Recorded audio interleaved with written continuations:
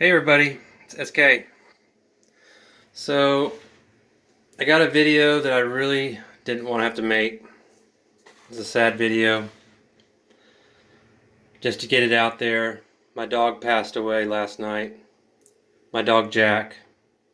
He was the first dog that I got. He was the best dog in the whole damn world. And he was super smart, and he would talk to me all the time with his eyes.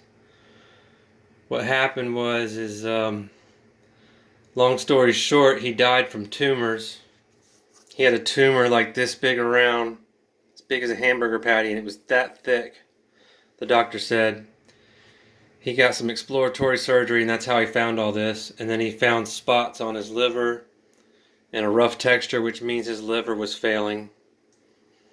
So we found all this out after the first day that I noticed some symptoms happening to him. His nose started bleeding on a Monday about a week and a half ago. And his nose just wouldn't stop bleeding for like days and days. It just kept bleeding. So I took it to a vet nearby who didn't really know anything. And they gave me some nose spray and some pain pills and charged me $400. And then another place charged me $125. So it was the same place.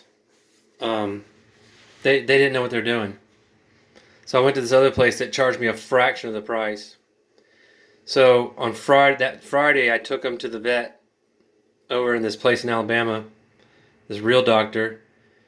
He gave him some pills, and for the next 2 days, I gave him the medicine. His bleeding slowed down. It was just barely trickling out of his mouth, where before it was running down his mouth into his mouth, and he was constantly licking the blood and drinking his own blood. And I figured that's why he stopped eating after that too. On Fridays when he stopped eating. So it was Saturday, Sunday, and then Monday we went back to the doctor and said he hasn't eaten. He stopped eating. This is day 3 that he hasn't eaten anything. Or day 4, I think it was. And so he said, well, I'm going to need to do some exploratory surgery on him to see what the real problem is, to find out the root of the problem.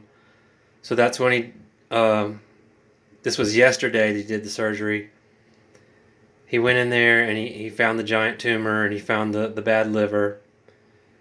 And the problem is that from day 1, when his nose started bleeding, I think I might have already said this, his nose was clogged up with blood, so he couldn't breathe through his nose. And every time his head, when you get tired, your head gets lower and lower and lower until it finally just hits and you go to sleep. Well, as soon as his head would hit the floor, he'd stop breathing because his mouth would close and his nose was plugged up. So for about 3 seconds, he would suck in trying to get air, and then he'd suddenly wake up and go, and he'd gasp for air. And then he would breathe for 10 seconds, and his eyes would close, and then he'd get lower, lower, lower. And then he'd stop breathing for 3 seconds. And then he'd step up and go, and he'd start breathing for 10 seconds. He did this from Monday until the day that he died, which was 9 days later.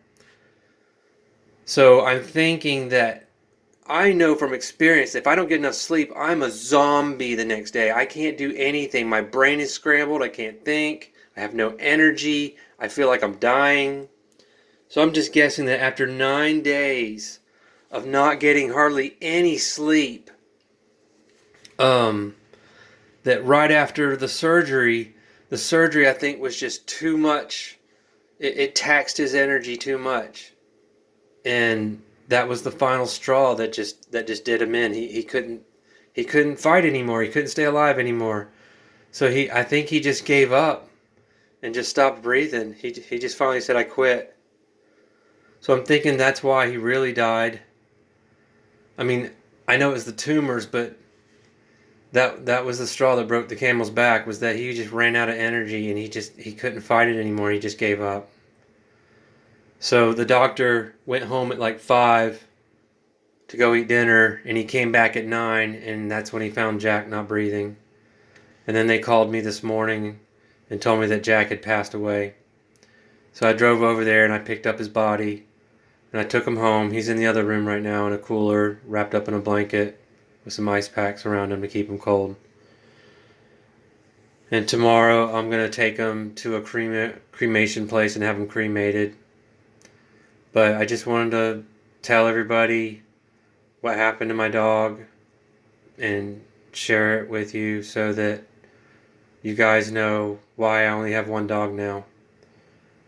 And maybe in 2 or 3 weeks I'll think about looking for another puppy, but right now I just need to mourn losing my best friend.